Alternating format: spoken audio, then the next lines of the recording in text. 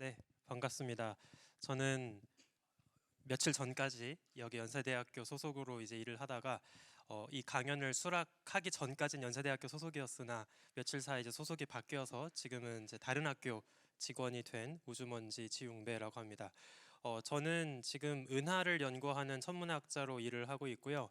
또 이제 가끔씩 이렇게 기회가 닿을 때마다 제가 전공한 우주와 관련해서 다양한 이야기를 드리려고 노력을 하고 있습니다. 그러면 이제 본격적으로 연세대학교 양자 연구단의 이제 탄생을 기념하면서 너무나 핫 이슈 중에 하나죠. 이 양자 컴퓨터에 대해서 저는 비록 양자 컴퓨터를 실제로 개발하는 엔지니어는 아니지만 앞으로 이러한 기술을 열심히 지금 옆에서 탐내고 있는 천문학자로서 우리가 어떤 시선으로 양자 컴퓨터의 발전 과정을 지금 바라보고 또 기대하고 있는지 이런 이야기를 한번 드려보도록 하겠습니다. 저는 오늘 강의를 통해서 여러분들에게 딱 한 가지만 설득해 보려고 해요. 제가 감히 단언컨대 한번 말씀을 드려보자면 언젠가 양자 컴퓨터 기술이 정말 상용화되고 유의미한 맥락에서 쓰이게 된다면 높은 확률로 그 기술을 가장 먼저 활용하게 될 분야는 전 천문학이라고 생각합니다. 그래서 과연 이 양자 컴퓨터 기술이 정말 천문학계에서 먼저 쓰이게 될지 한번 제 설명을 잘 따라오시면서 고민해 보시면 좋겠습니다. 자, 본격적인 이야기를 하기에 앞서서 제가 연구하고 있는 천문학이라고 하는 이 낯설지 모르는 분야에 간단한 소개를 조금 드려볼까 합니다. 천문학은 얼핏 생각하면 우리가 일상에서 만날 수 있는 여러 과학 분야 중에 하나예요. 뭐 화학도 있고 생물학도 있고 물리학도 있고 모두 다 우리가 살아가는 이 물질 세계를 수학적으로 연구하는 자연과학입니다. 천문학도 마찬가지죠. 그런데 천문학은 분명 과학이지만 다른 종류의 과학과 본질적으로 아주 중요한 차이점을 갖고 있어요. 천문학이 과학이지만 다른 종류의 과학과 큰 차이점이 있다면 저는 실험을 할 수 없는 과학이라는 점을 꼽고 싶습니다. 저도 어렸을 때 막연하게 과학자란 직업을 꿈꾸면서 당연히 과학자가 되면 뭔가 흰 실험 가운을 입고 실험실에 틀어박혀서 막 이상한 약품 섞고 빵 터지고 이런 만화 같은 이미지를 떠올렸습니다. 하지만 제가 천문학과에 들어가고 제 계속 연구를 하는 지금까지 전 한 번도 실험실에 들어가 본 적이 없어요. 사실 그래서 제가 여기 연세대학교 소속으로 연구하고 있을 때에도 항상 우스갯소리로 저희 친구들한테 했던 이야기 중에 하나인데요. 천문학과 연구원들이 은연중에 갖고 있는 한 작은 불만이 있습니다. 저희는 어쨌든 행정적으로 천문학과 소속이었기 때문에 연세대학교 이과대학 자연과학 소속 연구원으로 되어 있거든요. 그래서 해마다 반드시 실험실 안전교육을 받아야 돼요. 근데 저희는 실험실을 원래 쓰지 않는 과학자들이잖아요. 그래서 저희 입장에서는 이거 조금 뭔가 멍하니 앉아 있다 가는 좀 그런 지루한 시간처럼 느껴지기도 했습니다. 이처럼 천문학은 관측에만 의지하고 실험을 할 수 없는 과학이기 때문에 결국 우리가 생각해 보면 우주가 우리에게 허락한 거의 유일한 연구 방법은 방금 말씀드린 우주를 바라보는 것밖에 없습니다. 그리고 이렇게 우리가 지구에 앉아서 우주를 구경하는 그 행위를 조금 있어 보이게 관측한다라고 이야기를 하는 거죠. 그래서 사실 우리가 천문학의 역사를 쭉 거슬러 가보면 오래전 수천 년 전 고대 그리스 로마 그 옛날 옛적이나 아니면 지금 21세기 아주 값비싼 우주망원경에 올라가고 있는 지금 이 시기나 별반 달라진 건 없습니다. 변한 건 하나밖에 없죠. 어떤 도구로 우주를 보고 있느냐예요. 과거에는 망원경도 없이 오직 맨눈에만 의지해서 우주를 봤다면 이젠 커다란 망원경의 눈동자를 빌려서 우주를 보고 있을 뿐인 거죠. 결국 천문학자들은 수천 년째 반복해서 우주를 보고 그 우주의 모습을 데이터로 옮기고 그 속에서 어떤 일정한 패턴이나 규칙을 발견하고 또 그것들을 일관되게 설명할 수 있는 어떤 수학적인 물리학적인 모델을 제시하고 이런 역사를 반복해 오고 있을 뿐인 겁니다. 자, 그렇다면 본격적으로 좀 더 현대적인 의미에서 천문학이 시작되었던 순간은 언제일까요? 자, 제가 아까부터 손에 약간 이상하게 생긴 판 하나를 들고 있습니다. 혹시 잘 보이실지 모르겠는데요. 제가 이 판을 조금 확대한 사진을 한번 보여드릴게요. 약간 뭐 거뭇거뭇한 곰팡이 같은 얼룩들이 막 찍혀 있습니다. 이게 뭐냐면 20세기 때까지만 해도 지금처럼 디지털 카메라로 사진을 찍지 않았어요. 당시에는 굉장히 물리적인 방식으로 사진을 찍게 되었는데요. 어떻게 사진을 촬영하냐면 지금 보시는 이 판처럼 매끈하고 투명한 유리판을 하나 준비합니다. 그리고 그 유리판에 빛을 받으면 색이 검게 그을리는 화학 용액을 얇게 발라요. 그리고 이제 최대한 균일하게 화학 용액을 바르고 나서 말리는 거죠. 그 다음 이 화학 용액으로 코팅이 된 유리판을 망원경 뒤에다가 탁 끼우는 겁니다. 그러면 망원경 렌즈를 통해서 별빛, 은하의 빛을 모으고 초점에 빛들이 하나 둘 맺히게 되면 그 강해진 별빛이 유리판에 묻어있던 화학 용액을 자극하겠죠. 그러면서 밝게 빛나는 별이 있는 포인트는 색이 검게 변하고요. 별이 없는 까맣게 그냥 텅 비어있는 배경 우주는 그대로 투명한 유리로 남게 되는 거예요. 그래서 약간 생각해 보면 밝은 별이 검게 보이고 어두운 우주가 하얗게 보이는 색이 반전된 방식의 우주 사진을 찍게 되는 거죠. 바로 이것을 보통 사진 건판, 유리 건판 이런 식으로 불렀습니다. 20세기 한 1900년대 초반까지만 해도 굉장히 많이 쓰였던 천체 사진 촬영 기법 중에 하나예요. 그래서 이 건판을 저는 약간 낭만주의 시대의 천문학 유물이라고 생각을 할 때가 있는데, 생각해 보면 지금 우리가 쓰고 있는 디지털 사진 방식의 그 우주 사진들은 다 1과 0으로 이루어진 데이터 쪼가리일 뿐입니다. 그런데 이 유리 건판은 화학 용액의 힘을 빌려서 실제 수천 수백 광년 거리를 날아온 별빛을 이 안에 담아두고 있는 거예요. 아주 우주적인 시간을 거슬러 날아왔던 그 별빛, 그 빛을 실제로 물리적으로 이 안에 보관하고 있는 거죠. 그 점에서 저는 유리건판이라는 이 한 대의 트렌드가 굉장히 낭만적으로 느껴질 때도 있습니다. 자, 그런데 20세기 들어서 천문학계에서 하나 둘 사진 촬영을 하게 되고 한꺼번에 많은 수의 별들을 찍기 시작을 하면서 중요한 고민이 나오기 시작을 했어요. 이전까지만 해도 하룻밤 관측하고 내려오면 수중에 분석해야 될 데이터는 그리 많지 않았습니다. 그런데 이제는 하룻밤만 관측해도 이 안에 지금 별이 몇 개나 있을까요? 이거를 그 별로 있지도 않은 천문학과 대학원생들을 열심히 괴롭히면서 다 분석하기에는 인력이 너무나 부족한 거죠. 그렇다고 해서 천문학과 연구원들을 그럼 늘리면 될까 싶지만, 그렇기에는 당시에도 천문학과의 예산이 되게 빠듯했습니다. 그래서 당시 하버드 천문대에서 천문대 대장을 맡고 있던 에드워드 피커링이라는 천문학자는 묘수를 떠올리는데요. 어느 날 고민을 하면서 딱 집에 들어갔더니 집에서 일하고 있는 가정부 윌리엄이나 플레밍의 모습을 보게 됩니다. 그리고 문득 이런 생각을 하게 되죠. 사진 속에 찍힌 저 작은 얼룩들이 몇 개가 찍혀 있는지, 별의 정확한 좌표는 어디인지, 또 각각의 얼룩의 사이즈를 재서 어떤 별이 더 밝고 어두운지, 이런 간단한 측정과 기록을 하는 업무는 굳이 미분, 적분, 행렬 이런 복잡한 수학을 몰라도 충분히 할 수 있는 간단한 계산 노동이라고 생각을 했습니다. 그리고 한번 시험 삼아서 자신의 집에서 일하고 있던 그 영국 출신의 가정부 플레밍에게 일을 시켜본 거예요. 그런데 플레밍이 너무나 일을 잘했습니다. 지금 사진에서 보시는 여기 서 있는 인물이 바로 그 윌리엄이나 플레밍인데요. 이 플레밍의 활약을 보고 이거가 답이다라고 이제 생각을 한 거죠. 그래서 피커링은 어떤 이제 묘안을 떠올리게 되냐면, 아무래도 100년 전이다 보니까 당시에는 남성 천문학자들에 비해서 여성 인력을 조금 더 적은 비용으로 고용할 수 있었습니다. 그래서 많은 수의 여성 계산 인력들을 하버드 천문대에 불러들여서 이런 복잡한 숫자 기록과 간단한 계산 업무를 시키게 되는 거죠. 이렇게 20세기 초반부터 하버드 천문대에서 처음 일을 하게 되었던 당시의 여성 천문학자, 여성 계산 노동자들을 뭐라고 부르기 시작을 했냐면 계산하는 사람이라고 해서 컴퓨터라고 부르기 시작을 했습니다.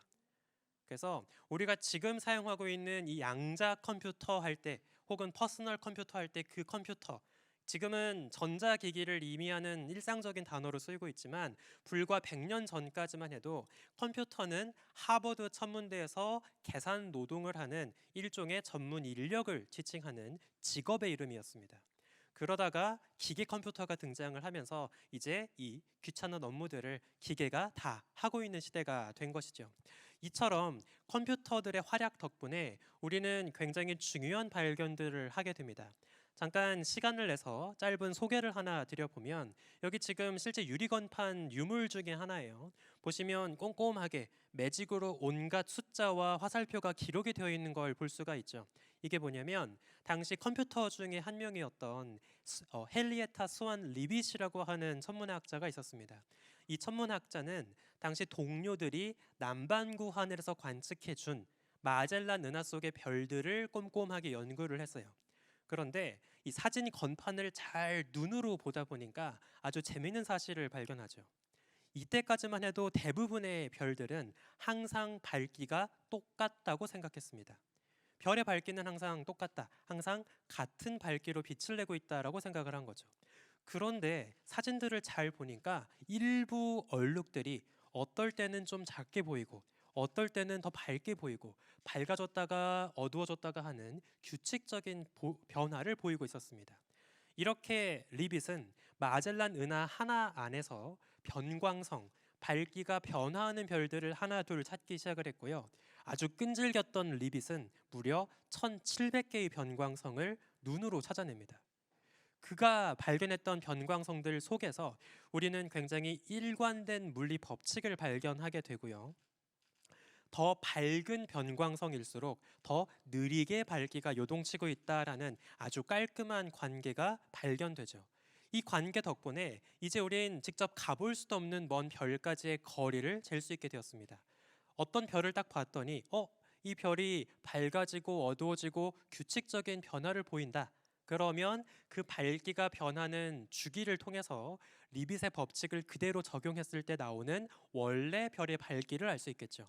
그러면 그렇게 따르고 한 원래 별의 밝기와 하늘에서 보이는 겉보기 밝기를 비교하면 이 별이 실제로는 이만큼 밝아야 하지만 거리가 이렇게나 멀어서 지금 하늘에서 멀리 어둡게 보이는 거구나, 이렇게 간단하게 거리를 잴 수 있게 되는 겁니다.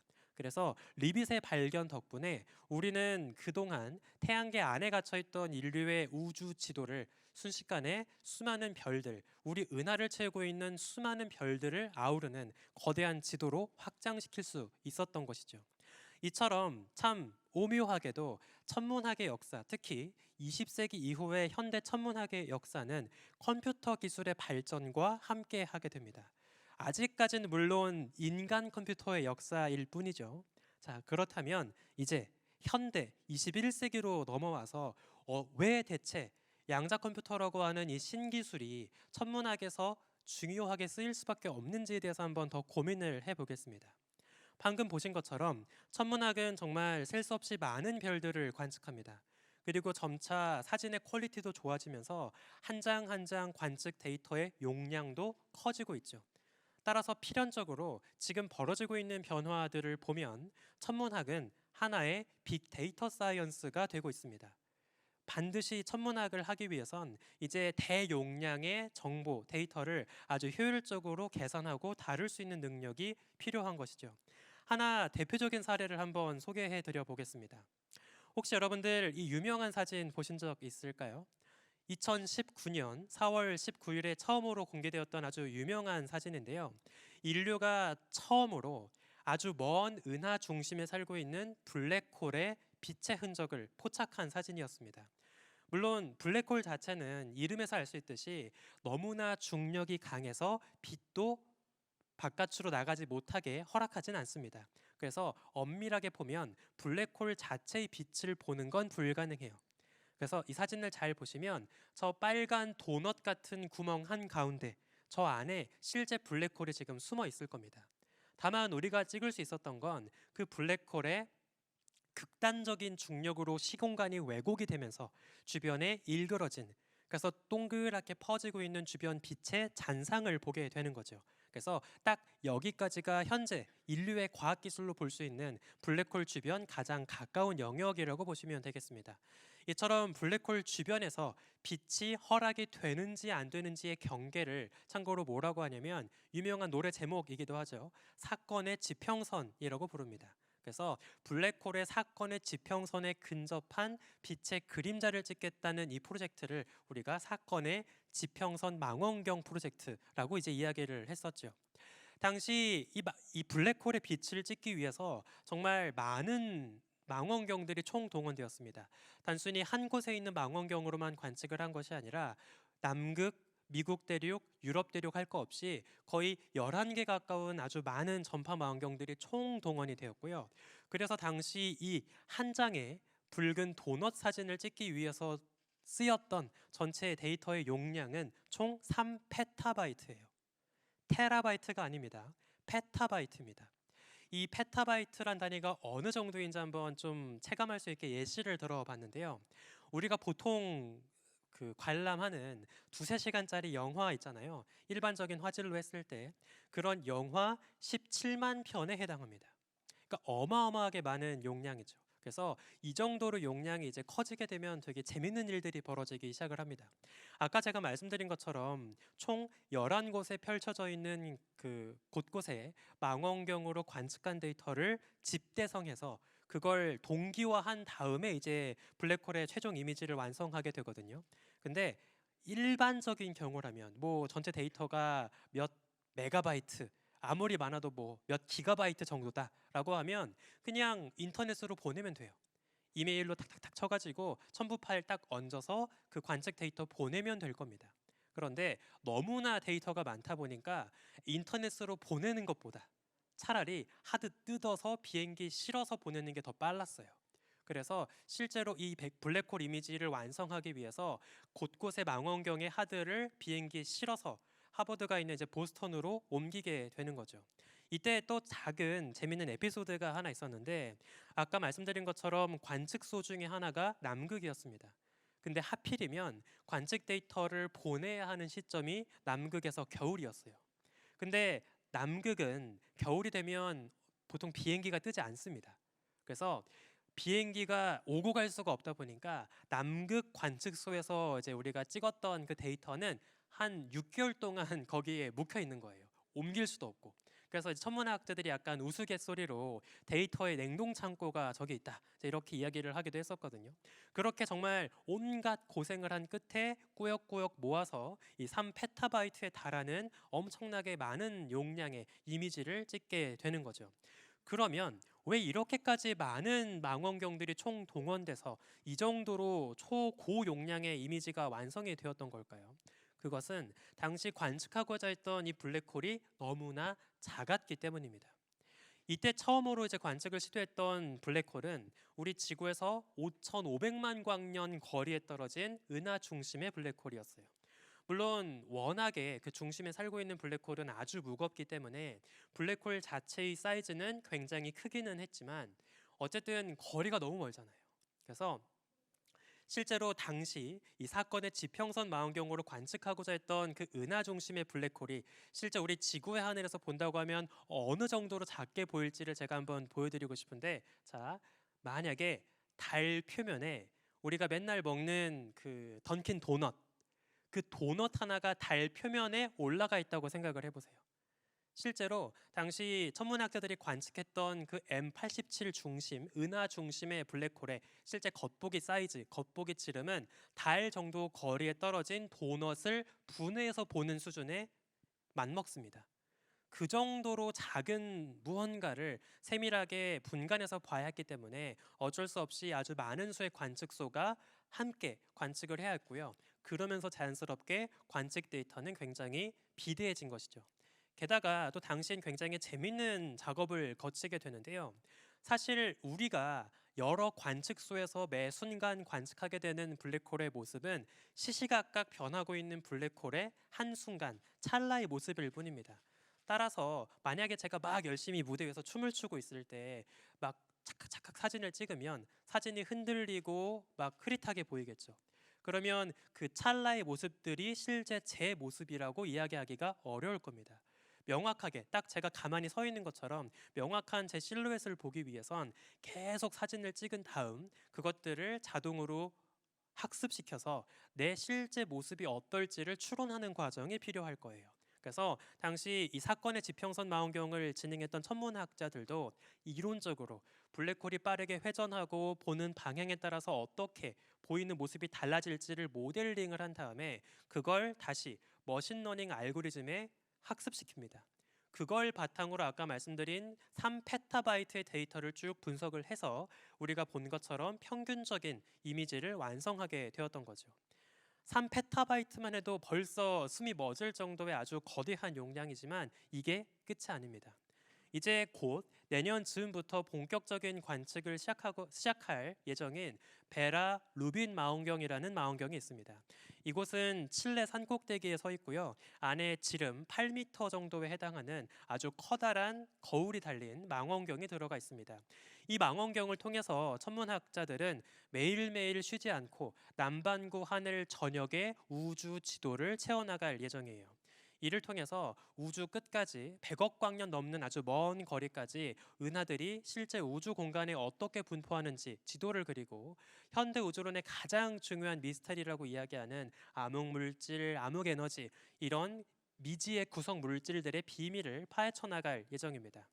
지금 보여드린 이 베라루빈 망원경은 정말 어마어마한 크기를 자랑합니다. 그래서 하룻밤 관측하면 24시간 관측하면 딱 그 하루 동안 얻게 되는 데이터가 얼마나 크냐면 대략 20테라바이트예요. 하룻밤 관측해서 외장 하드가 필요할 정도의 데이터를 확보하게 되는 겁니다. 궁극적으로 앞으로 적어도 10년 넘게 망원경으로 관측을 하게 될 텐데 그때 총 얻게 되는 데이터의 용량은 대략 500에서 600 페타바이트로 추정하고 있습니다. 이게 어느 정도 규모인지 한번 생각해 보면 제가 대충 찾아보니까 현재 유튜브에 업로드되어 있는 모든 영상의 총 용량과 대충 맞먹는 수준이더라고요. 그래서 이런 식으로 아주 초고 용량의 천문학을 하게 되고 빅데이터 사이언스를 하게 되면서 필연적으로 천문학자들은 아주 방대한 데이터를 효율적으로 다뤄야 하는 고민에 빠지고 있습니다. 그래서 옛날에는 그렇지 않았는데 옛날에는 거대한 망원경을 새로 짓거나 우주 망원경을 발사한다고 하면 그냥 해야 할 고민이 꽤 비교적 단순했어요. 거울을 어떻게 예쁘게 깎아야 할지, 어떻게 구조물을 튼튼하게 지어야 할지 이런 그냥 비교적 간단한 공학적인 고민을 한 거였죠. 근데 이제는 그뿐만 아니라 이 거대한 데이터를 대체 어떻게 보관할지, 또 어떻게 우리가 효율적으로 처리하고 계산할지 이런 그 후 처리에 대한 문제도 아주 중요하게 다뤄지고 있습니다. 이처럼 천문학자들은 정말 끝도 없이 거대한 우주의 지도를 채워나가기 위해서 계속해서 더 많은 데이터에 욕심을 내고 있는 거죠. 마지막으로 이 관측의 역사가 지금 어느 수준까지 넘보고 있는지를 한번 짧게 소개를 드려보고 싶은데요. 현재 우주를 돌고 있는 우주 망원경 중에 가장 대표적으로 1990년에 발사되었던 지름 2.4m 크기 허블 우주 망원경이 있고요. 그리고 딱 3년 전에 크리스마스 즈음에 발사가 되었던 제임스 웹 우주 망원경이 있습니다. 제임스 웹 우주 망원경도 엄청 크죠.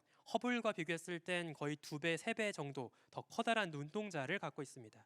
그래서 대략 6m 정도 되는 아주 커다란 거울을 갖고 있는데 천문학자들은 여기에서도 욕심을 멈추지 않고 있어요. 더 커다란 망원경을 현재 준비하고 있습니다. 현재 논의가 되고 있는 사이즈를 잠깐 보면 전체 망원경의 지름만 11m를 넘습니다. 이게 얼마나 대단한 사이즈인지 잠깐 소개를 드리면 현재 지상에 지구 위에 건설되어 있는 가장 거대한 망원경 중에 하나가 하와이 산꼭대기에 있는 캑 망원경이라고 있거든요. 이 망원경 속의 거울 지름이 10m입니다. 그러니까 11m급 우주망원경이라고 하는 건 현재 인류가 지었던 건축물보다 더 거대한 망원경을 우주에다가 발사하겠다는 뜻이에요. 그러니까 아주 어마어마한 그런 계획이라고 볼 수 있겠죠. 실제로 앞서 제임스 웹의 성공 덕분에 지금 논의되고 있는 이 차세대 우주망원경의 계획도 조금 더 밝은 미래를 향해 가고 있는 것 같습니다. 그래서 지금 보시는 것처럼 망원경의 사이즈가 너무 크다 보니까 펼쳐서 올리진 못하고요. 비좁은 로켓 공간에 우겨 넣어서 접은 다음에 그걸 펼치는 방식으로 이제 우주에서 작동을 하게 되는 거죠. 만약에 이런 그 차차세대 우주망원경, 지름 10m급의 우주망원경이 정말 성공한다면 우리가 기존에 보고 있는 허블이나 제임스웹에 비해선 또 압도적인 데이터를 받게 될 거예요. 한번 단적으로 간단한 예시, 시뮬레이션 데이터를 잠깐 보여드릴게요. 지금 똑같은 은하를 허블로 찍었을 때, 제임스웹으로 찍었을 때 차이입니다. 굉장히 확연한 비포 애프터 차이를 볼 수 있죠. 자, 그런데 이 동일한 은하를 방금 소개해드린 차세대 우주망원경으로 관측한다라고 하면 이 정도 퀄리티로 찍게 됩니다. 그러면 이제 100억 광년 정도 거리에 떨어진 은하에 대해서도 개별 성단, 개별 나선팔 이런 아주 세밀하고 디테일한 구조까지도 보는 게 이제 어렵지 않을 수 있다는 거죠. 그런데 광학 기술이 좋아진다고 해서 마냥 반길 수만은 없습니다. 왜냐하면 우주 망원경은 지상 망원경과 달리 원격으로 데이터를 주고받아야 돼요. 근데 아직 우리가 확보하고 있는 이 원격 통신 기술은 너무나 제약이 많습니다. 한 번에 보낼 수 있는 데이터의 속도도 엄청 제약이 많고요. 또 보낼 수 있는 데이터 용량도 한계가 있을 거예요. 그러면 전송만 느리게 하면 잠시 관측한 데이터 쌓아두었다가 천천히 묵혀놓고 보내면 되는 거 아니야? 싶을 수도 있겠지만 그러려면 저장을 하기 위한 물리적 공간도 필요할 거 아니에요. 그러면 또 어쩔 수 없이 우주 망원경에 이만한 하드 드라이브가 붙게 될 거고 망원경 자체가 무거워질 거고 그러면 또 로켓에 실어서 발사하기가 어려워지게 됩니다. 그래서 이런 고용량의 데이터를 어떻게 경량화해서 또 최대한 효율적으로 빠르게 안정적으로 보낼 수 있을 것이냐, 이 문제도 이런 4차 세대 우주망원경을 고민하고 있는 이 시점에서 굉장히 중요한 이슈라고 할 수 있겠죠. 더불어서 이제 현대 천문학은 단순하게 지구에 앉아가지고 멍하니 우주를 바라보는 관측, 이 수동적인 방식에만 의존해서 우주를 연구하진 않습니다. 물론 실제 우주를 가지고 우리가 막 제멋대로 실험하는 건 불가능하지만 가짜 우주를 만들어 놓고 시뮬레이션하는 가상의 계산을 하는 방식으로 실험을 할 수가 있죠. 저도 제가 이제 은하를 연구하기 때문에 가장 흔하게 활용하는 시뮬레이션 데이터들이 있습니다. 보통 어떤 것들이 있냐면 우주를 살아가는 수많은 은하들이 서로 중력을 주고받고 한데에 모여서 반죽이 되고 병합이 되고 형태가 변화하고 이런 은하 간의 인터랙션, 상호작용 이러한 과정들을 전 주로 연구를 하고 있어요. 참고로 지금 보여드리는 이 유명한 시뮬레이션은 앞으로 한 50억 년 후에 우리가 살고 있는 우리 은하계와 이웃한 이웃이라고 해봤자 250만 광년이지만 이웃한 안드로메다 은하와 서로 충돌하는 과정을 지금 구현하고 있는 시뮬레이션입니다. 두 은하는 현재 초속 110km의 빠른 속도로 다가가고 있고요. 다만 워낙에 거리가 멀다 보니까 이렇게 본격적으로 두 은하가 하나가 되는 시점은 앞으로 한 60억 년, 70억 년 이후일 것으로 추정을 하고 있어요. 다만 여담으로 하나 재밌는 이야기를 드리면 천문학자들은 워낙에 이 시간을 재는 씀씀이가 크다 보니까 이 먼 미래를 기다리고 싶지 않았거든요. 그래서 미리 이 합체한 그 은하한테 이름도 지어놓았습니다. 이 은하를 밀키웨이 안드로메다를 붙여서 밀코메다 갤럭시라고 부르고 있어요. 그래서 앞으로 먼 미래 우리 후손들은 밀코메다 갤럭시에서 살게 될지도 모릅니다. 이처럼 은하 간 충돌, 은하 간 인터랙션이라고 하는 건 우주의 진화를 이끌어가는 굉장히 중요한 요인 중의 하나예요. 그러면 은하가 서로 충돌하고 부딪히는 과정을 시뮬레이션 한다고 했을 때 어떻게 계산을 하면 될까요? 그냥 간단하게 은하 A, 은하 B, 은하 A와 B 둘 거리, 그리고 각각의 은하의 질량 딱 이것만 적용하면 간단하게 풀 수 있지 않을까요? 그렇지 않습니다. 왜냐하면 은하도 수천억 개에서 수조 개에 이르는 아주 많은 수의 별들이 모여 있는 하나의 집합이기 때문이에요. 결국 은하와 은하가 중력을 주고받는다라고 하는 건 각각의 은하가 품고 있는 그 수천억에 이르는 각각의 입자들끼리 복잡한 중력을 주고받는다는 것을 이야기하는 거죠. 그래서 천문학자, 물리학자들 사이에 되게 재밌는 농담이 하나 있습니다. 천문학자들은 숫자를 2까지밖에 못 세요. 우린 숫자를 어떻게 세냐면 하나, 둘, n 이렇게 셉니다. 왜냐하면 입자가 하나일 때, 두 개일 때까지는 아주 간단하게 중고등학교 수학 정도로 물리 문제를 풀 수 있거든요. 근데 입자가 3개 이상을 넘어가게 되면 그때부터 너무나 복잡한 상호작용을 주고받으면서 간단한 해를 구할 수 없게 됩니다. 따라서 입자가 3개이건 100개이건 n개이건 좀 속된 말로 노답인 상황은 별 차이가 없는 거죠.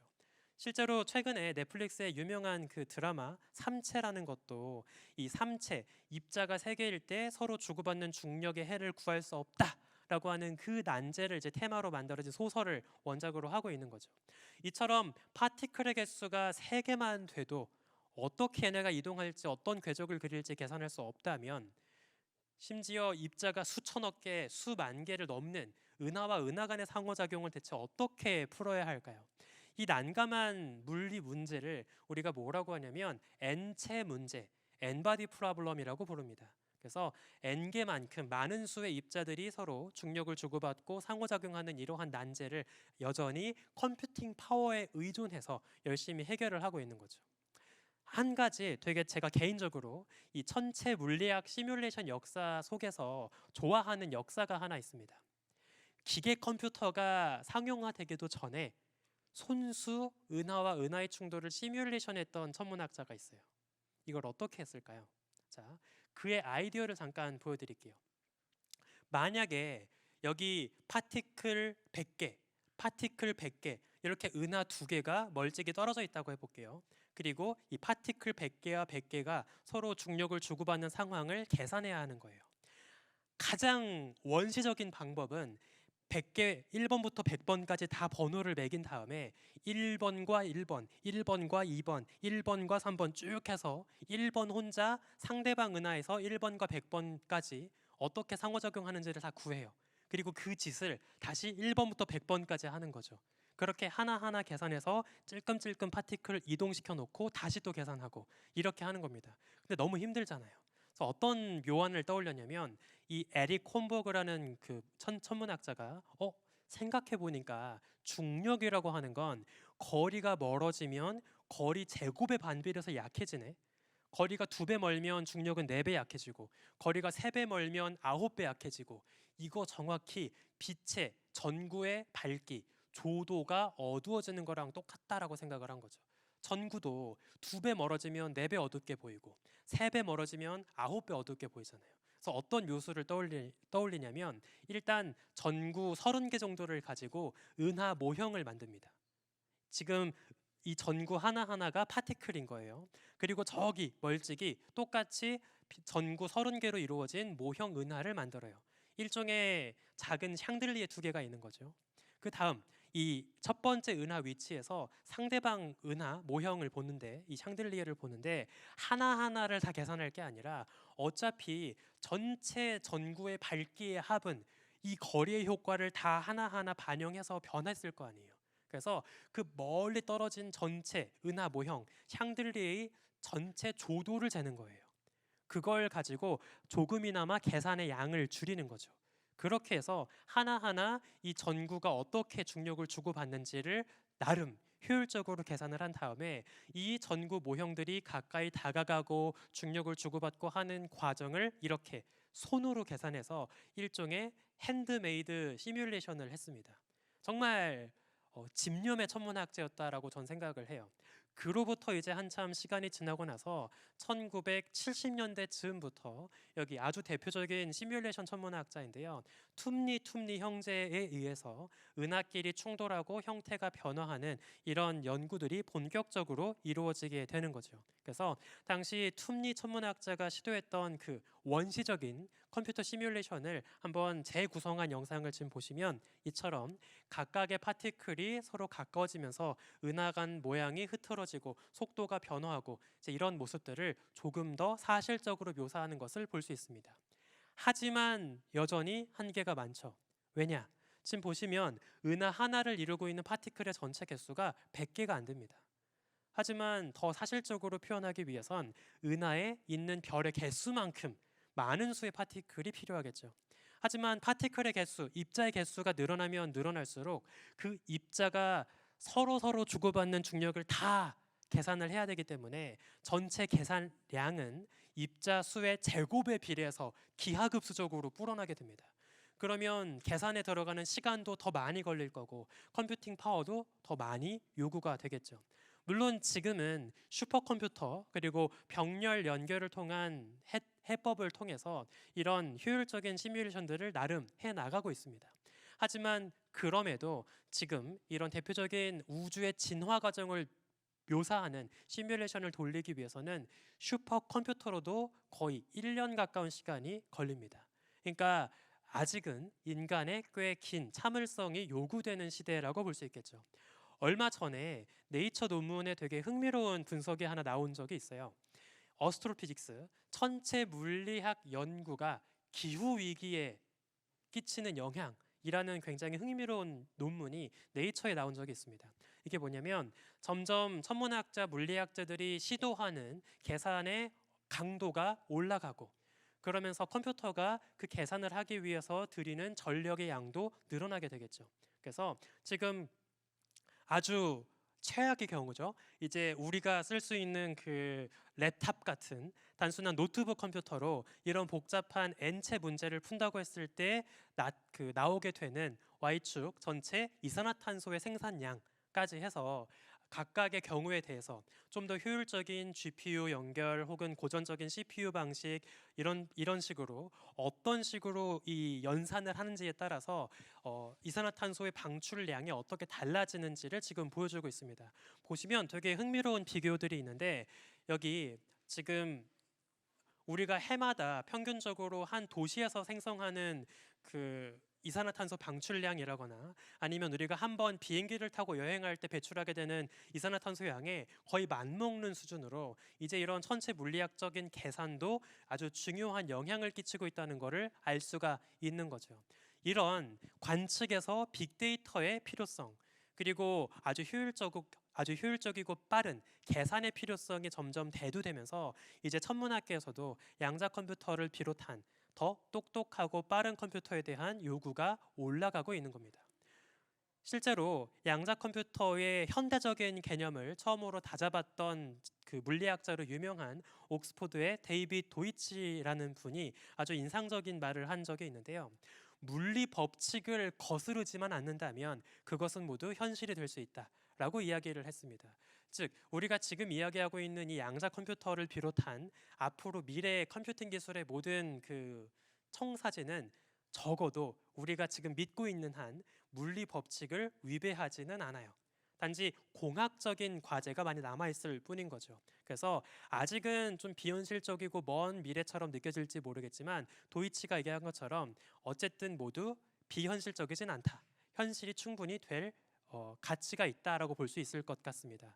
실제로 간단하게 그 양자 컴퓨팅 기술에 대해서 한번 따져보면 고전적인 컴퓨터는 1과 0이라고 하는 두 가지의 별개 비트를 가지고 정보를 주고받지만 양자 컴퓨터는 그 벽을 허물고 둘 모두가 공존할 수 있는 중첩 상태를 가지고 우리가 흔히 이걸 큐비트란 단위로 이야기를 하죠.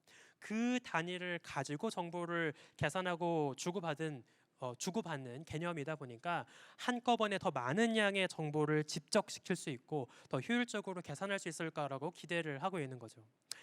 그 양자 컴퓨팅 기술과 관련해서 굉장히 재밌는 그 비유가 있는데요. 도이치를 비롯한 일부 물리학자들이 양자 컴퓨팅을 이렇게 이야기를 하기도 했습니다. 양자 컴퓨팅은 어쩌면 다중우주가 서로 연결된 GPU일 수도 있다. 이런 이야기를 하기도 했어요. 전 굉장히 적절하고 재밌는 비유였다고 생각을 합니다.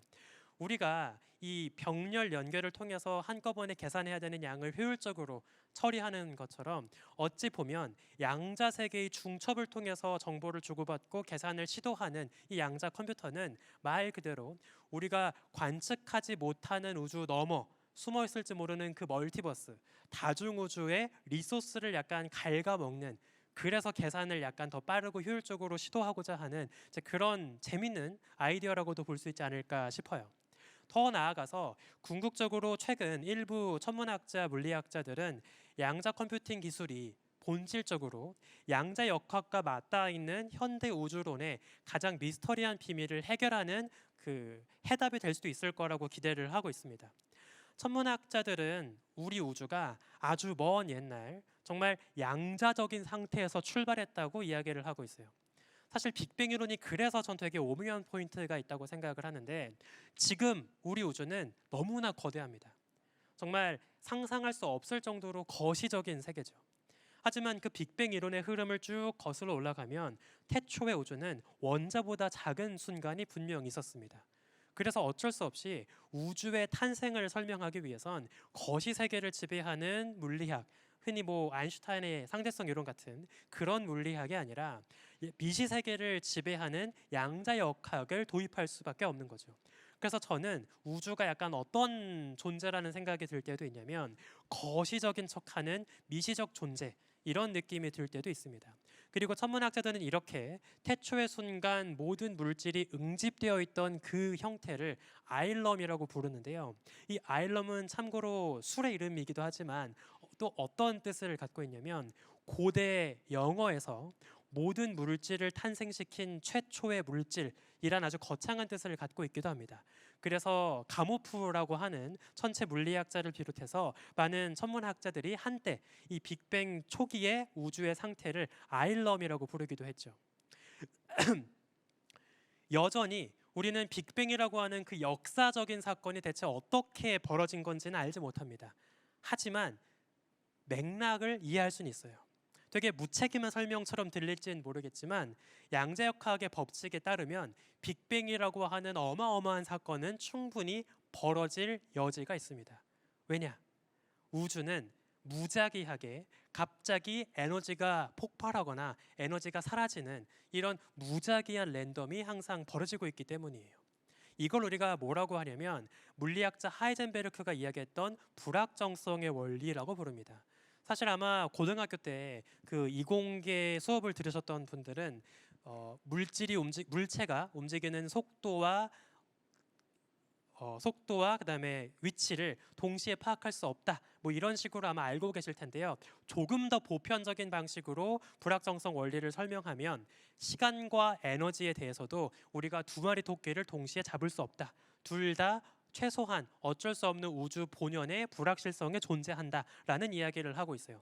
따라서 당연히 아주 짧은 시간이라면 또 아주 긴 시간이라면 언제건 우주 전체를 탄생시킬 수 있을 만큼 충분히 강한 에너지가 갑자기 발생될 수도 있는 거예요. 되게 무책임한 설명 같지만 물리학적으로 빅뱅의 가능성을 가장 그럴듯하게 설명하는 이론 중에 하나입니다.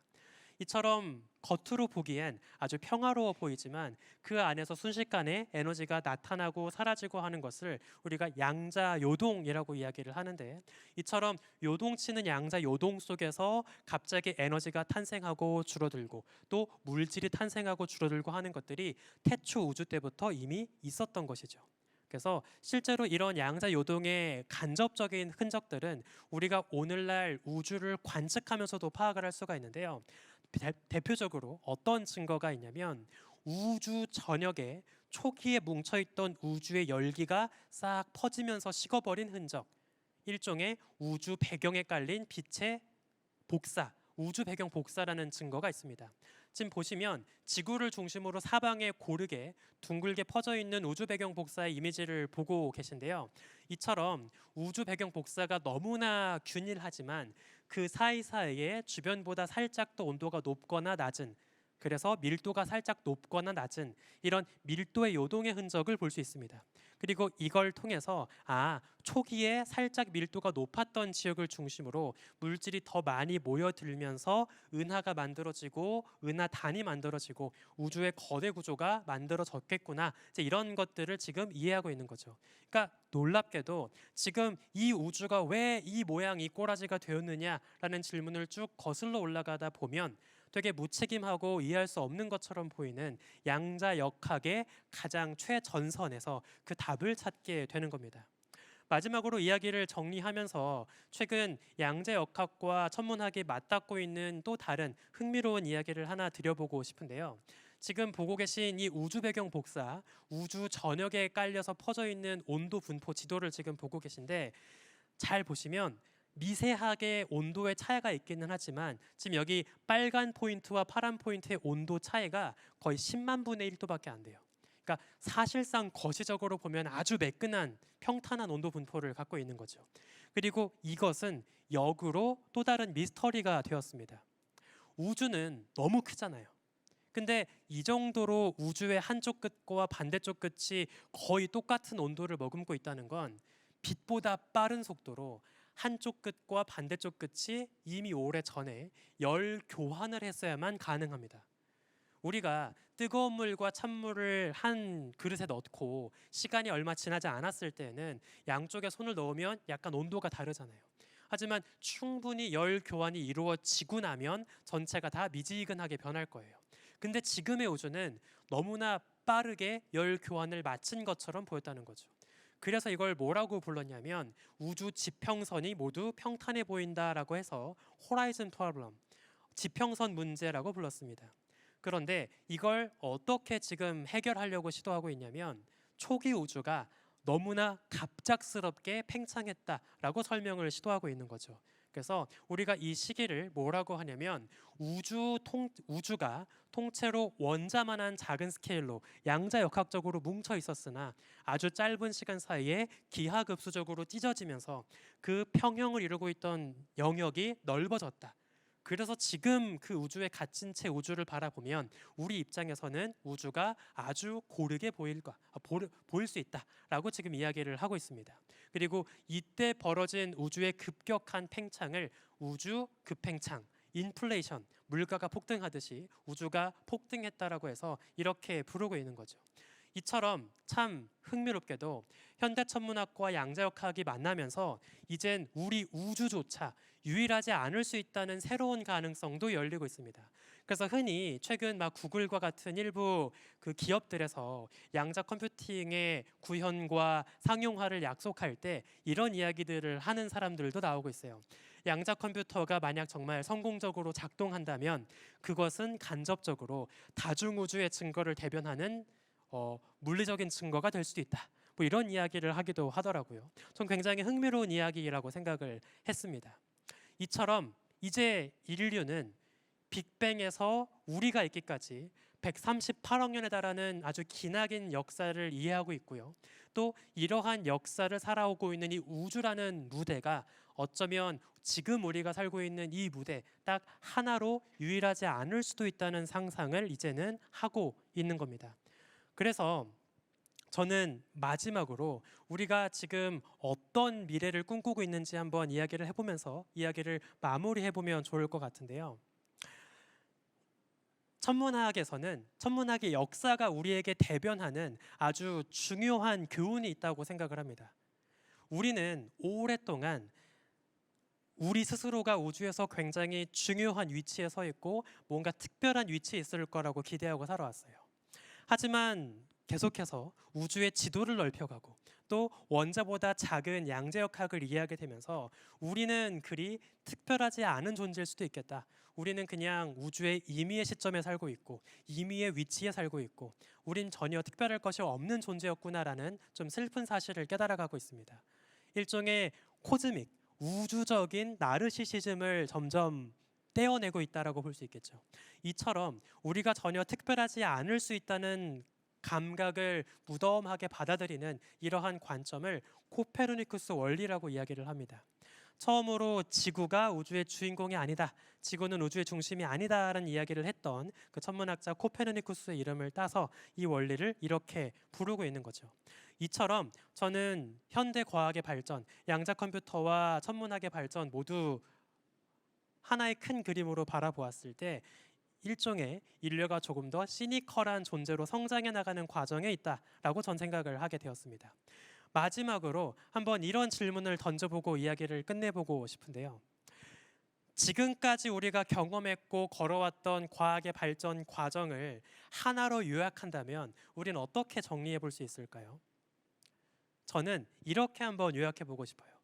과거에는 구분했던 것을 이젠 구분하지 않게 되는 변화라고 한번 요약해 보고 싶습니다.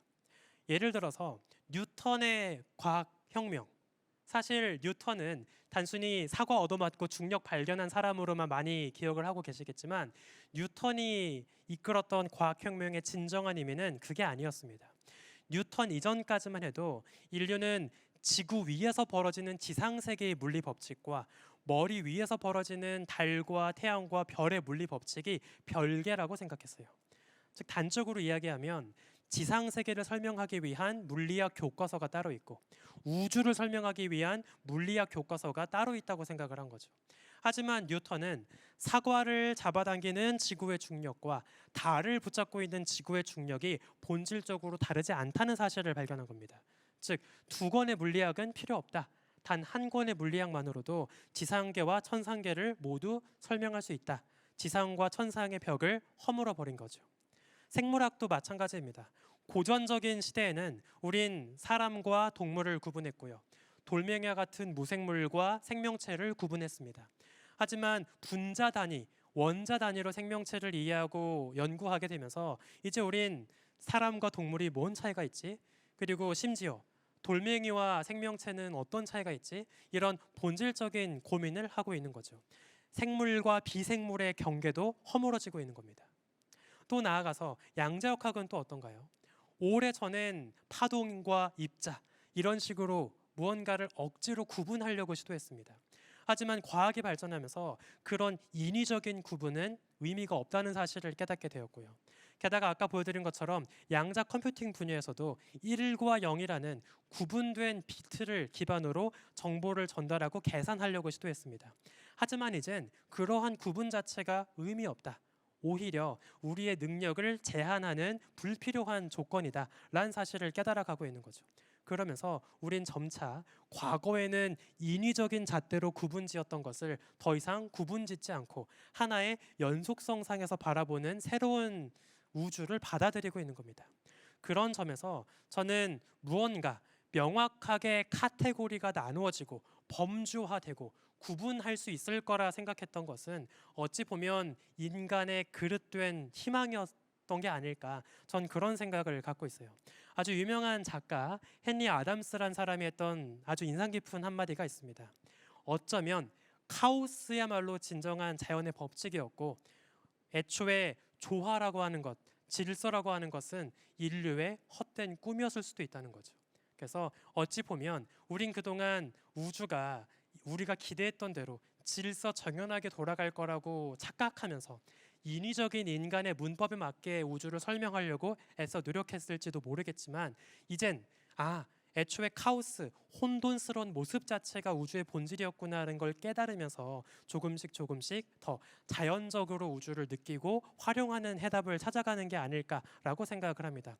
그리고 바로 그 변화의 대척점에 아까 소개해드렸던 양자역학과 천문학이 만나는 포인트가 있을 거고요. 또 컴퓨터 공학 기술에서는 지금 소개해드린 양자 컴퓨팅 같은 분야가 있는 거겠죠.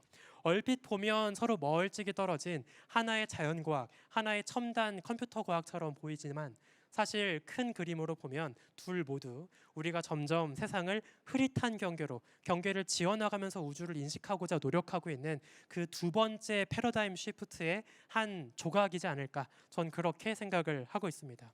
그 점에서 앞으로 계속 이런 연구가 활발하게 이루어지면서 언젠가 천문학자들이 손쉽게 이런 새로운 기술을 활용하고 더 많은 우주의 비밀을 발견하는 날이 오기를 한번 기원해 보겠습니다. 제가 준비한 짧은 이야기는 여기에서 마무리를 하고요. 남은 시간 동안 혹시 궁금하신 점이 있거나 질문하실 게 있다면 마저 답변 드리고 끝내도록 하겠습니다. 감사합니다. 네, 감사합니다. 네, 말씀하신 대로 저희 궁금한 점 바로 질문 받도록 하겠습니다. 손 들어주시면 저희가 마이크 전달해 드리도록 하겠습니다. 네, 앞쪽으로 마이크 드리겠습니다. 네, 강연 잘 들었습니다. 아까 그 양자 컴퓨터가 완성이 되면은 그런 완성됐다는 것 자체가 다른 우주가 존재할 수 있다는 그런 증거가 될 수도 있다고 말씀해 주셨는데요. 혹시 그 얼핏 들으면은 별로 관계가 없을 것 같다고도 생각하는데 그런 얘기가 나오게 된 배경이 조금 궁금합니다. 네, 굉장히 좋은 질문이라고 생각합니다. 사실 저도 개인적으로 천문학자로서 특히 관측 데이터만 보고 연구하는 훈련을 받았던 천문학자로서 좀 다중우주와 관련된 논증에 대해서는 조금은 거리감이 있기는 해요. 왜냐하면 다중우주라는 정의 자체가 우리가 살고 우리가 관측하고 있는 이 우주, 관측 가능한 우주 너머의 세계를 이야기하고 있기 때문에 좀 치사한 논증이죠. 왜냐하면 애초에 관측되지 않는 세계에 대해서 존재를 이야기하는 거니까 아직 당장은 실제 관측을 통해서 입증하는 건 어렵다고 생각을 합니다. 다만 이제 뭐 구글에 있는 엔지니어 같은 분들이 양자 컴퓨터의 기술의 발전과 그 상용화가 다중우주의 존재를 증명하는 증거가 될 수 있다라고 주장하는 그 맥락이 무엇일지를 한번 간단하게 생각해 보면 전 이런 측면일 거라고 생각이 들어요. 우리가 양자역학 원리에 대해서 어느 정도 이해를 하게 되고 양자역학적인 원리를 활용할 수 있게 되었다. 그거를 통해서 양자역학적인 원리가 이 우주에서 적용된다는 건 어쩌면 우리 우주도 통째로 양자역학의 지배를 잘 따르고 있을 거라는 믿음으로 나아갈 수 있을 거고, 그렇다면 조금 더 이 우주가 여러 개 존재하고 있고 빅뱅도 무수히 많이 벌어졌고 하는 양자역학의 세계에서 논증하는 그 다중우주의 가능성에 뭐 힘을 실어준다고도 볼 수 있지 않겠냐, 이런 측면이라고 보시면 좋을 것 같습니다. 네, 답변이 되셨을까요? 네, 자 그러면 다음 질문 또 받도록 하겠습니다. 네, 저기 뒤에. 네, 손을 조금 들고 계셔주면 저희가 마이크 드리겠습니다. 강연 정말 잘 들었습니다. 우선 저는 강연을 들으면서 가장 마지막에 말씀하셨던 뉴턴이 지상의 물리학과 그리고 하늘에서의 물리학과를 연결지었다, 통합했다라는 말씀을 해주셨는데, 그걸 들으면서 이제 제가 학부 때 공부했던 공유결합과 이온결합, 그거에 어떤 절대적인 구분은 없다라는 것도 떠올랐고, 문득 지금 저희가 이렇게 들었던 강연인 주제와 조금 벗어난 질문일 수도 있겠지만 뉴턴의 고전역학과 현재 우리가 배우고 있는 양자역학과에 어떤 분명한 경계가 있다고 저는 처음에 고등학교 때 생각을 했었습니다.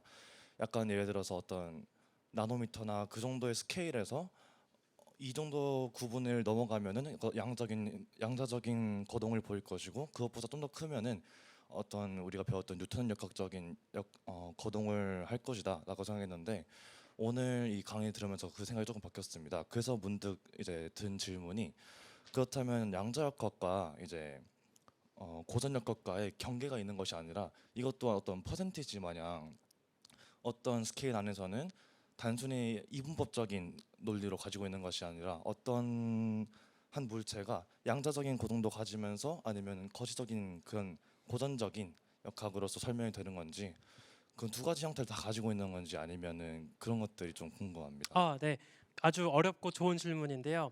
일단 저는 천문학자다 보니까 원하시는 답변에 100% 만족스러운 답을 드리는 건 좀 제 능력에 한계가 있을 수는 있을 것 같아서 먼저 양해를 부탁드리겠습니다. 일단 어느 경계부터 양자역학의 세계냐, 미시세계냐, 또 일반적인 고전 물리학의 지배를 받는 거시세계냐를 구분할 때 보통 물리학계에서는 분자 정도 레벨에서 구분을 하더라고요. 그래서 하나의 뭐 물분자처럼 분자 이상으로 덩치가 커지면 그때부터는 고전적인 전자기력이나 중력이나 이런 요인을 좀 더 중요하게 생각을 하고요. 정말 원자 하나 정도의 레벨로 가면 그 이하는, 그러니까 분자보다 작은 거죠. 거기서는 양자역학적인 계산을 더 중요하게 생각을 하는 것 같아요. 다만 말씀하신 것처럼 여전히 그 양자역학과 고전역학은 화해를 하지 못했어요. 그래서 지금도 되게 인위적인 경계를 딱 선을 그어놓고 여기 이하는 양자역학, 여기 이상은 뭐 고전역학, 이렇게 편의상 이제 계산을 하는 거죠. 사실 좀 거칠게 말하면 아직 큰 문제를 일으키고 있지 않을 뿐인 거지 근사치일 뿐이라고 전 생각을 합니다. 그러면 실제로 양자역학적인 특성과 거시적인 특성이 한 곳에서 벌어지는 사례가 뭐가 있을까 한번 고민을 해보았는데, 흥미롭게도 천문학에서 흔히 연구하는 블랙홀이 좀 적절한 예시가 아닐까라고 생각이 들었어요. 블랙홀은 되게 독특한 애입니다. 왜냐하면 질량은 엄청 무겁거든요. 뭐 태양 질량이 10배 내지 20배, 심지어 수십억 배 달하는 아주 육중한 질량을 갖고 있어요. 그래서 블랙홀이 중력을 행사하는 방식은 아주 강한 거시적인 그 고전 물리학 그리고 아인슈타인의 상대성 이론 이런 거시 세계에서 통용되는 물리학을 적용해야 됩니다.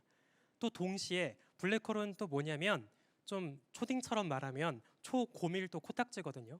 그래서 아주 무거운 질량이 부피가 0인 한 점에 붕괴되어 있는 상태예요. 사이즈가 거의 0에 가깝다는 건 원자보다 작다는 거죠. 즉 그 블랙홀은 또 양자의 역학적인 특성을 따라갑니다. 그래서 아마 여러분들 그 과학책 가끔 보시면 스티븐 호킹이 이야기했던 블랙홀은 사실은 조금씩 에너지를 잃으면서 증발할 수 있다. 그래서 블랙홀이 사실은 어둡지만 빛을 내지 않는 존재이지만 좀 다른 관점으로 보면 마치 빛을 발하는 것처럼 행동한다. 에너지를 잃어버린다. 뭐 이렇게 해서 소위 뭐 호킹 복사, 호킹 레디에이션이라고 하는 현상들이 있거든요. 근데 이 호킹 복사를 대변하는 공식이 있는데 이게 진짜 물리학적일 뿐 아니라 미적으로도 아름답습니다. 왜냐하면 거시 세계에서 통용되는 여러 물리 상수와 양자역학에서 통용되는 여러 물리 상수가 진짜 아주 깔끔한 수식으로 모여 있어요. 그 보면은 뭐 양자역학에서 흔히 이야기하는 뭐 볼츠만 상수, 플랑크 상수 이런 거 다 들어가 있고요. 또 동시에 거시 물리학에서 이야기하는 중력 상수, 빛의 속도 이런 아주 그 물리 교과서에 나오는 중요한 상수들이 다 한데 모여 있습니다. 근데 또 수식의 그 모습도 꼴도 전혀 복잡하지 않아요. 그래서 한때 많은 물리학자들이 그 호킹이 증명했던 블랙홀의 온도, 블랙홀의 복사에 대한 그 관점이 양자역학과 거시 물리학을 화해시키는 그런 좀 해답이 되지 않을까라고 기대를 했으나 아직은 결론은 나지 않았죠. 그래서 뭐 저도 언젠가는 결국 화해를 할 수 있지 않을까라고 기대는 하고 있는데 당장은 잘 모르겠습니다. 네, 감사합니다. 뭐 교수님께서 답변은 해주셨지만 저희가 오늘 3시에 이 양자 전쟁에 대한 토크쇼가 있거든요. 또 그 부분에서 또 답이 또 나오지 않을까라는 생각이 드네요. 네, 저희 앞쪽에 마이크 또 드리도록 하겠습니다. 네, 강연 잘 들었습니다. 저는 약간 비즈니스 쪽에 관심이 있는데 양자역학 같은 경우도 거의 한 100년 동안 이론 연구가 잘 돼서 그게 이제 최근에 양자 컴퓨터라는 어떤 산업계와 맞물리면서 이제 인기를 끌게 되었다고 생각을 해요. 천문학도 거의 수백 년에 걸친 이론이 이제 정립이 되었고 그게 양자 컴퓨터라는 어떤 비즈니스 산업계의 어떤 도구를 만나서 또 새로운 천문학이 이제 기존의 어떤 이론에 머물렀다면 그게 천문 산업이 될 수도 있을 것 같은데 혹시 오늘 선생님께서 생각하시기에 미래의 천문 산업은 이렇게 될 거라고 예측을 하고 계시다면 어떻게 생각하시는지 좀 궁금합니다. 네. 정말 천문학자로서 너무 고맙지만 동시에 곤혹스러운 질문이라고 생각합니다. 사실 특히나 자연과학 중에서도 천문학은 항상 뭔가 좀 실익과는 거리가 먼 그런 학문처럼 느껴지는 것 같아요. 좀 먼저 답변 드리기 전에 저 개인적인 여담이긴 하지만 제가 천문학을 좋아하는 이유는 무해무익해서이거든요. 그래서 딱히 해를 입히지도 않고 그렇다고 뭐 별로 이렇게 욕심 부리지도 않고 그래서 전 천문학이란 학문을 좀 좋아하기도 하는데 어쩔 수 없이 미래를 향해 나아가는 지금의 입장에서 천문학도 뭔가 우리에게 실익을 주면 또 당연히 좋을 거라고 생각이 들어요. 일단 답변을 2가지 형태로 드릴 수 있을 것 같은데 첫 번째 역사적인 사례가 있고 두 번째 제 개인적인 기대가 있습니다. 일단 첫 번째 역사적인 사례로 한번 예시를 들어보면 저는 너무 교과서적인 사례이지만 뉴턴의 이야기를 한번 해보고 싶어요. 뉴턴이 아까 제가 짧게 흘러가면서 이야기했지만 보통 뭐라고 많이 생각을 하고 있냐면 아이작 뉴턴이 어렸을 때 사과 떨어지는 거 얻어맞고 이것은 중력 이렇게 이제 중력을 깨달았다 뭐 이 정도 약간 천재 썰 같은 이야기로 많이 알고 있는데 실제로 뉴턴이 했던 고민은 사과가 왜 떨어질까는 아니었습니다. 실제 뉴턴이 했던 고민은 사과처럼 조그만한 것도 떨어지는데 어째서 저 커다란 달은 둥둥 떠 있을까가 진짜 고민이었어요. 그리고 이걸 어떤 식으로 해답을 찾았냐면 만약에 산 꼭대기에 올라가서 빠른 속도로 사과를 던진다면 조금씩 사과가 떨어지는 위치가 멀어질 텐데 어느 순간 동그란 지구 표면에 영원히 닿지 않고 빙글빙글 지구 주변을 맴도는 것처럼 만들 수 있지 않을까를 생각한 거죠. 여기에서 뉴턴은 궤도 운동이라는 건 어떤 신비로운 부력을 받고 떠 있는 것이 아니라 그냥 멈추지 않고 영원히 낙하고 있는 것에 불과하구나라는 사실을 깨달았던 거예요. 그리고 충분히 빠른 속도만 만들 수 있다면 그게 무엇이 됐든 인공적으로 무언가 궤도에 올릴 수 있다라는 가능성을 보여준 거죠. 이때가 대략 지금으로부터 400년 전입니다. 근데 당시 뉴턴이 썼던 프린키피아라고 하는 그 책을 보면 전혀 이런 고민의 흔적은 없어요. 내가 어떻게 해야 반대편, 지구 반대편에 사는 친구랑 실시간으로 메일을 주고받을 수 있을까? 내가 어떻게 해야 다른 나라에서 열리는 축구 경기를 라이브로 볼 수 있을까? 이런 실용적인 고민은 전혀 하지 않았습니다. 대신 뉴턴이 했던 건 왜 달은 안 떨어질까라는 고민이었어요. 아마 뉴턴 가족들이 보기에는 참 처량하고 쓸데없는 고민이었을지도 모릅니다. 그런데 당시로서는 너무나 쓸데없어 보이는 또 너무나 당연해 보이는 것에 대한 질문에 대한 해답이 궁극적으로는 시간이 흘러가면서 영리한 공학자들, 발명가들의 손을 거치게 되었고 저 원리를 조금만 활용하면 뭔가 가짜 달, 인공 위성을 띄우는 것도 가능하겠다 이런 아이디어로 뻗어나가게 되었던 거죠. 그러면 그걸 무기로도 쓸 수 있지 않을까? 우리가 텔레비전 통신에도 쓸 수 있지 않을까? 이런 생각으로 뻗어나가면서 첫 발견자는 설령 의도하지 않았더라도 애초에 고민조차 하지 않았더라도 그게 어떤 시기로든 활용될 여지가 전 충분히 있을 거라고 생각을 합니다. 단적으로 지금 제가 너무나 존경하는 제 동료들도 열심히 천문학을 연구하고 있고 당장은 우리가 보기엔 쓸모없는 것들을 연구하는 것처럼 보여요. 저만 해도 그렇습니다. 저도 한 발짝 물러서서 생각해 보면 아니 지금 지구 살기도 바빠 죽겠는데 뭐 수억 광년 거리에 떨어진 은하가 별을 잘 만드니 못 만드니 그게 뭐가 중요해? 이런 생각할 수도 있겠죠. 하지만 그런 별과 은하를 또 연구하는 과정에서 우리는 어떤 우주를 작동하게 하는 아주 본질적인 원리를 혹시라도 발견할지도 몰라요. 그리고 그렇게 쌓이고 쌓인 지식들이 나중에는 또 비록 천문학자는 아니라 하더라도 또 다른 영리한 엔지니어들, 개발자들, 공학자들의 손을 거치게 되고 또 거기에서 뭔가 돈 냄새를 맡고 실용성을 깨달은 사람들의 손에 이끌려서 예상치 못한 방식으로 활용될 수 있다고 생각을 합니다. 그래서 약간 치사한 답변일지 모르겠지만 지금 당장 천문학자에게 천문학자들이 하고 있는 거 앞으로 어떻게 실용적으로 쓸 수 있습니까? 라고 물어보는 거는 400년 전으로 돌아가서 달이 왜 떠 있는지를 연구하는 게 우리에게 무슨 의미가 있습니까? 라고 뉴턴에게 요구하는 것과 전 다르지 않을 수도 있다고 생각을 합니다. 아쉽지만 지금 우주를 연구하는 지금 이 시기의 천문학자들은 그 질문을 드리는 사람들에게 만족스러운 답변을 드릴 능력이 없습니다. 왜냐하면 제 생각엔 그 만족스러운 답을 드릴 수 있는 능력은 나중에 그걸 활용하게 될지 모르는 천문학자 말고 엔지니어들, 공학자들에게 있을 거라고 전 기대하고 있거든요. 그래서 우린 그 기대를 믿고 연구하고 있을 뿐이다 라고 약간 치사한 답변을 드릴 수밖에 없을 것 같습니다.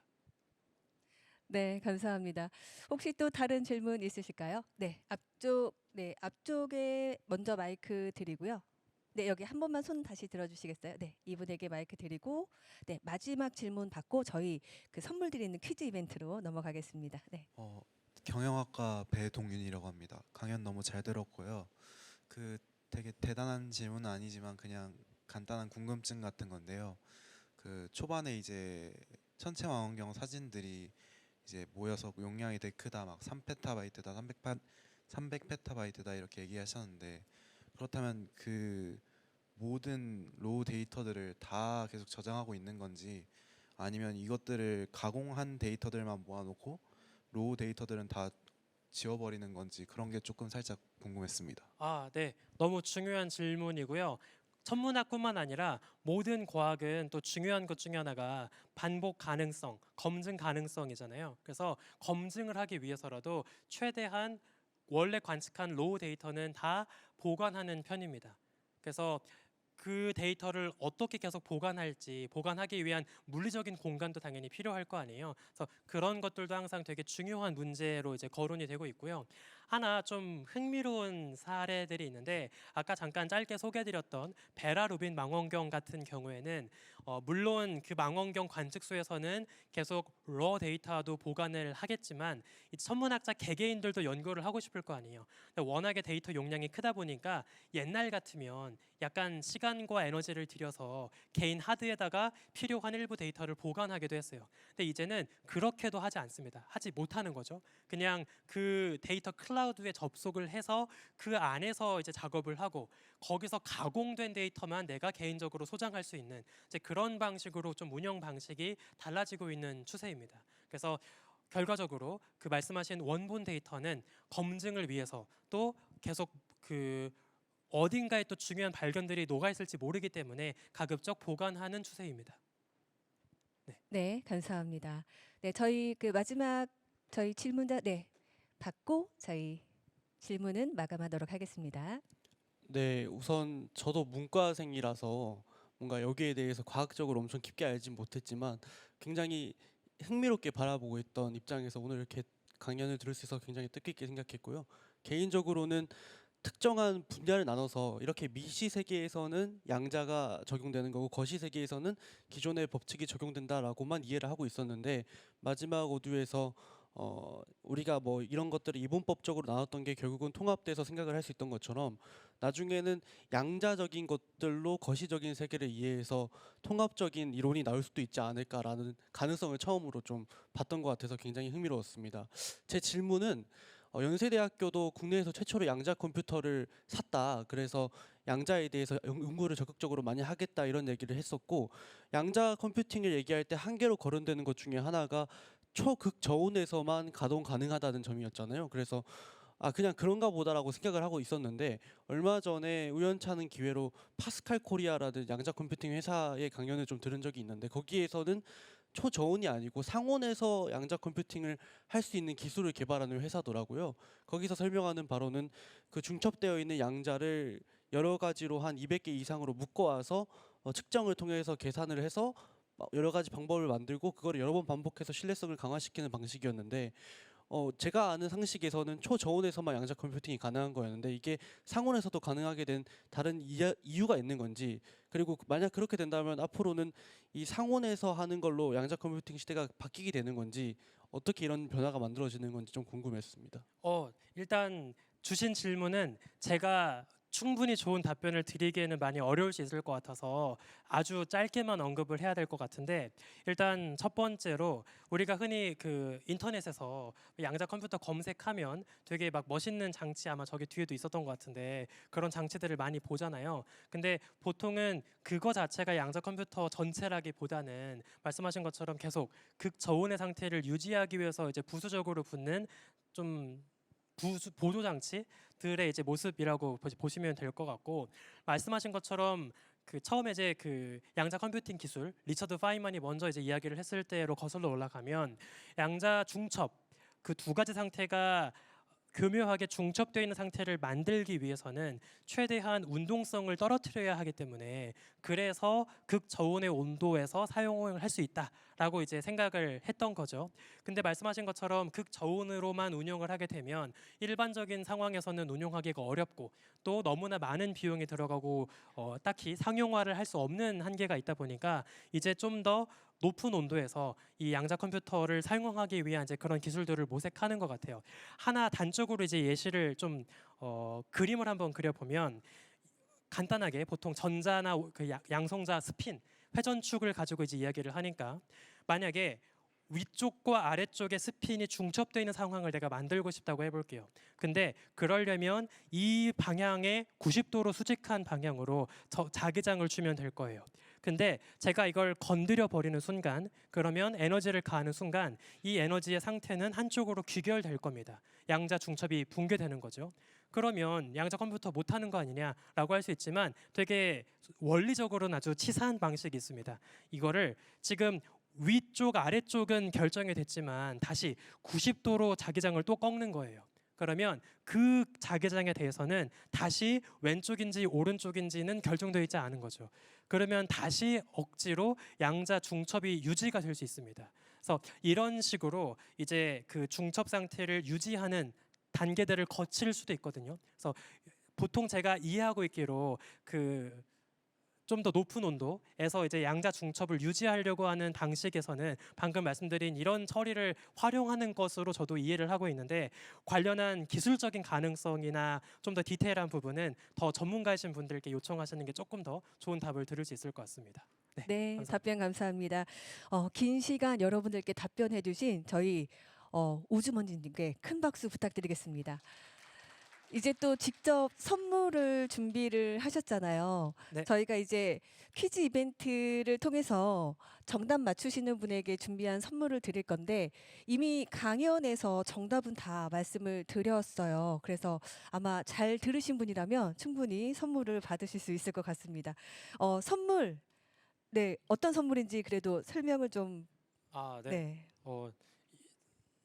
사실 저희 집에도 이렇게 쌓여 있는 적이 없었기 때문에 조금 당황스럽기는 한데, 이 책은 제가 보통 이제 요즘에 제임스 웹이나 허블 같은 좋은 망원경들 덕분에 우리가 예쁜 우주 사진을 매일 볼 수 있는데, 많은 사람 당연히 천문학자들이 그런 예쁜 사진 찍는 이유가 스마트폰 배경화면 바꾸려고 찍는 건 아니겠죠. 그래서 왜 천문학자들이 그런 값비싼 우주 망원경을 들여서 이런 화려한 사진을 찍는지를 좀 더 이해를 하면 좋겠다, 공감을 할 수 있으면 좋겠다라는 생각에 천문학자의 눈으로 사진을 감상하는 방법, 그러니까 제가 일종의 도슨트가 되는 거죠. 그래서 1년 동안 365일 매일매일 한 장씩 사진을 보면서 짧은 설명으로 함께 사진을 감상하는 이제 그런 책을 한번 쓰게 되었습니다. 그래서 아마 부담스럽지 않게 읽으실 수 있지 않을까 생각이 듭니다.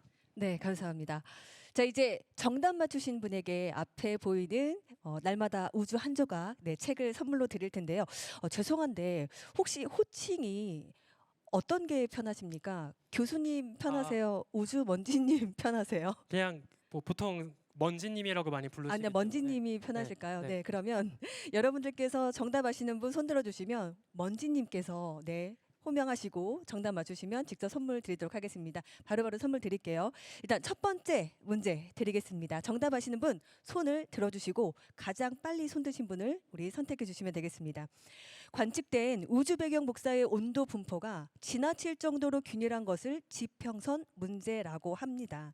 이러한 문제를 해결하기 위해서 물리학자 앨런 구스에 의해 제안된 우주론 모델 중 하나로 빅뱅 직후 초기 우주가 매우 짧은 시간 사이에 기하급수적으로 팽창했을 거라 이야기하는 이론의 이름은 무엇일까요? 네, 먼지님. 저기 네. 잠바 입으신 다시 한번 저기 마이크로 정확히 말씀해 주시겠습니까? 코즈믹 인플레이션. 네, 뭔가요? 맞습니다. 정답입니다. 네, 축하합니다. 제가 자. 드리면 되나요? 네, 앞으로 나오시고.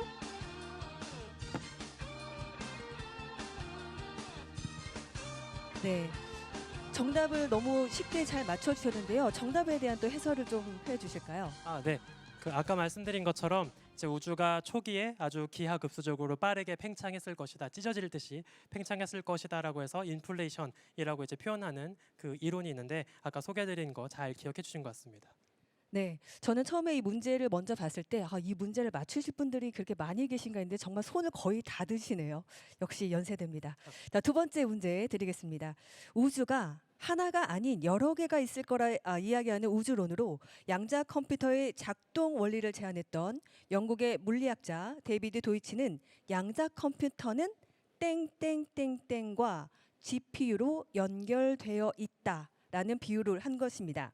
자, 이 땡땡땡땡은 무엇일까요? 네. 네, 우리 맨 앞에 파란 옷 입으신. 네. 네, 다중우주 정답입니다. 정답입니다. 네. 앞쪽으로 나오셔서 선물 드리겠습니다. 감사합니다. 네. 이것에 대한 부연 설명도 좀 해 주시고요. 네. 그 말 그대로 유니버스라고 하는 말이 유닉한 벌스란 뜻이거든요. 그래서 단일한 세계였다고 생각했기 때문에 유니버스라고 부른 건데, 이제는 멀티버스가 이제 되었으니까 그래서 이제 여러 개 우주, 다중우주 그렇게 기억하시면 될 것 같습니다. 네, 감사합니다. 계속해서 세 번째 문제 드리겠습니다. 중력을 주고받는 천체의 상황을 시뮬레이션하기 위해서는 이 문제를 계산할 수 있어야 합니다. 많은 수의 입자들이 복잡하게 상호작용하는 상황을 표현하는 이 문제는 무엇일까요? 우리 맨 뒤에 네, 제일 연세대학교 빨리 점퍼 입으신.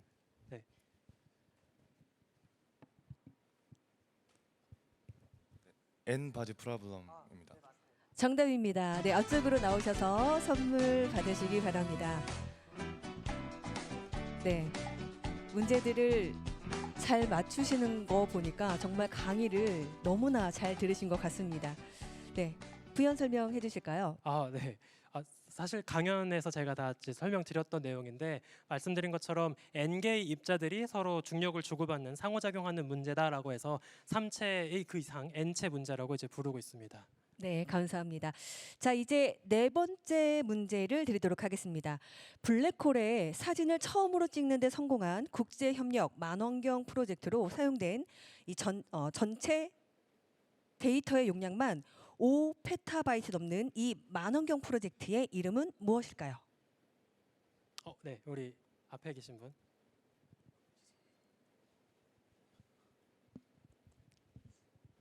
네, 마이크 켜져 있습니다. 네. 사건의 지평선 만원경. 네, 맞습니다. 네. 굉장히 고개를 갸웃갸웃하셨는데 정확히 정답을 맞춰 주셨습니다. 네, 혹시 부연 설명 있으실까요? 네. 네, 아까 말씀드렸듯이 블랙홀 주변 빛으로 볼 수 있는 경계의 그 안팎의 경계를 이벤트 호라이즌 사건의 지평선이라고 하기 때문에 거기에 근접한 세계를 보겠다라고 해서 이제 이벤트 호라이즌 텔레스콥이라고 이제 부르고 있습니다. 네, 감사합니다. 다음 문제 바로 드릴게요. 곧 가동을 앞두고 있는 만원경 프로젝트로 매 5일마다 남반구 하늘 전체 지도를 그리면서 총 200페타바이트가 넘는 관측 데이터를 제공하게 될 만원경 프로젝트의 이름은 무엇일까요? 이건 어려울 수도 있습니다. 강연 때 언급하긴 했죠. 네, 강연 중에 나오기는 했는데 힌트를 드리자면 네자입니다. 네. 네. 오, 네. 베라루비 망원경 맞습니다. 정답입니다. 축하드립니다. 이건 진짜 못 맞추실 것 같으셨죠? 네, 사실 제가 막 글자를 큼직하게 넣은 키워드가 아니었기 때문에 참고로 베라루비는 그 암흑 물질의 존재를 은하들이 빙글빙글 도는 회전을 보고 처음으로 제안했던 천문학자 중에 한 사람입니다.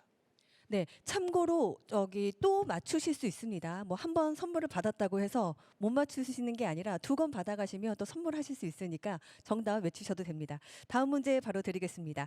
1981년 한 강연장에서 고전 컴퓨터로는 효과적으로 계산할 수 없는 시뮬레이션을 해결하기 위해서 양자역학에 기반한 새로운 컴퓨터 기술을 필요하다고 처음 제안한 물리학자의 이름은 무엇일까요? 리처드 파인만. 네, 정답입니다. 정답입니다. 축하드립니다. 네, 앞쪽으로 나오셔서 선물 받으시기 바랍니다. 감사합니다. 오늘 9시부터 지금까지 쭉 함께 하시는 분 같으세요. 네, 감사합니다. 네, 부연 설명 혹시 있으실까요? 뭐 리처드 파인만의 아이디어에서 양자 컴퓨팅 기술이 시작되었다는 건 워낙에 유명한 이야기여서 아마 관심 있으신 분들은 잘 아실 거라고 생각이 들고요. 하나 아까 강연 때 이야기를 못했던 것 같아서 그 조금 중요한 이슈를 하나 말씀드리고 싶은데 사실 일부 적지 않은 전문가들이 양자 컴퓨터라는 워딩을 좀 쓰지 않으려는 그 경향이 있기도 해요. 왜냐하면 양자 컴퓨터라고 하면 그냥 우리가 원래 쓰고 있던 기존의 컴퓨터의 약간 상위 버전 정도로 좀 인식이 되는 측면이 있는데 사실은 작동 원리가 너무 다르거든요. 그래서 이걸 양자 컴퓨터라고 부르기보다는 그냥 좀 더 두리뭉실하게 뭐 양자 머신 정도로 부르는 게 더 좋은 네이밍이다라고 하시는 분들도 있기는 합니다. 네, 또 처음 듣는 또 얘기네요. 네, 자 이제 바로 다음 질문 남았습니다. 이제 7번째 문제. 1900년 하버드 대학교에서 관측 데이터의 분석과 처리를 위해 고용했던 여성 계산 노동자를 지칭했던 이름. 네. 네. 왜 이렇게 수줍게 손 드셨어요? 네. 선물 드리겠습니다. 축하드립니다. 네. 저도 이 컴퓨터의 유래가 된 이 단어가 여성 노동자였다는 게 정말 놀라웠습니다. 네.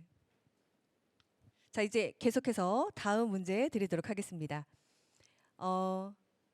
에너지와 시간 두 가지를 모두 동시에 정확히 측정할 수 없다는 것을 이야기하는 이론으로 물리학자 하이젠베르크의 가장 중요한 발견으로 손꼽히는 물리학 원리는 무엇일까요?